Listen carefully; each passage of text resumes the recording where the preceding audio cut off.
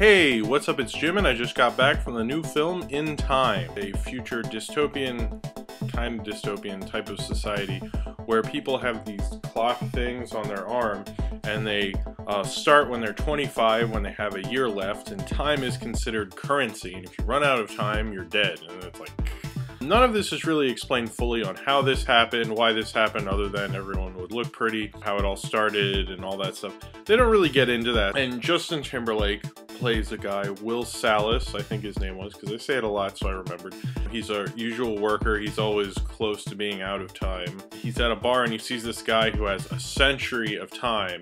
And then he saves him from this gangster played by Alex Pettyfer, and then him and this guy with the century hang out, and then he gives Justin Timberlake a century and then times out and dies. And then Justin Timberlake goes to the, because he's in the worker time zone, and then he's going to the rich people's time zone in New Greenwich, and he goes there to create chaos and fight back because his mom died. His mom died also while this was going on, and she timed out, even though he had been given a century and could have easily saved her, but they were running and then she died while she was running, so it didn't work out. Then he goes into New Greenwich and meets this big rich guy and meets his daughter, played by Amanda Seyfried. He gambles with this guy, swims in the nude with Amanda Seyfried, and then suddenly he's discovered because the watchmen or the time guards or something, one of them's Cillian Murphy, they think that he stole the time or something suspicious is about it, so they're after him, and they don't like,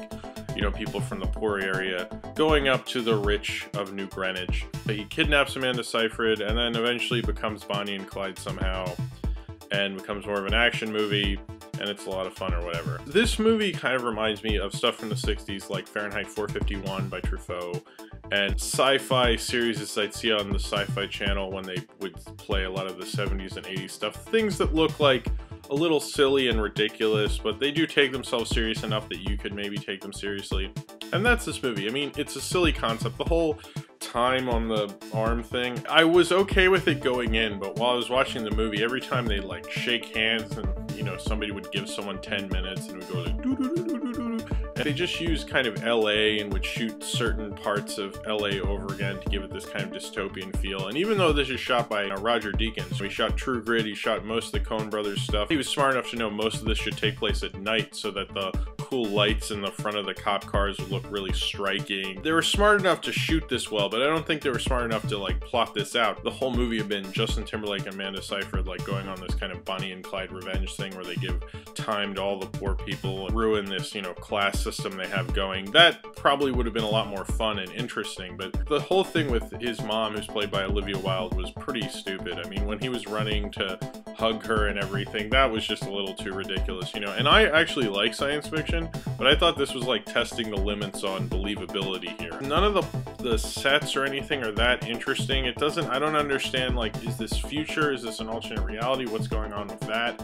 It's not explained in a way that I thought was sufficient. It just looked like it was kind of a cheaper sci-fi movie or something. It would have been cooler to have funky sets and like weird sci-fi things rather than, I'm in the outskirts of Williamsburg in a factory or something in this weird in-time galaxy. I didn't really get that. I wish it had been a lot more imaginative. It sacrificed imagination to have these like kind of philosophy lessons and like, you know, talk about how it's so unfair that they're rich people and poor people. Have fun with your science fiction plotline. Don't sacrifice for literally no reason. I mean, it didn't help, you know, the setting. It just made me kind of go like, so I saw like kind of a half-ass sci-fi movie. I don't get it. I wouldn't recommend this to someone. I don't think it's a really that great of a movie because it's too muddled in its themes and what it's trying to do. This movie was more interested in its message than being entertainment, but it was entertainment. If it was more of a message picture and that was, you know, its whole thing was to tell me, you know, how rich people are evil, it needed to be more concerned on being an entertaining, fun movie, and it wasn't. It kind of reminds me of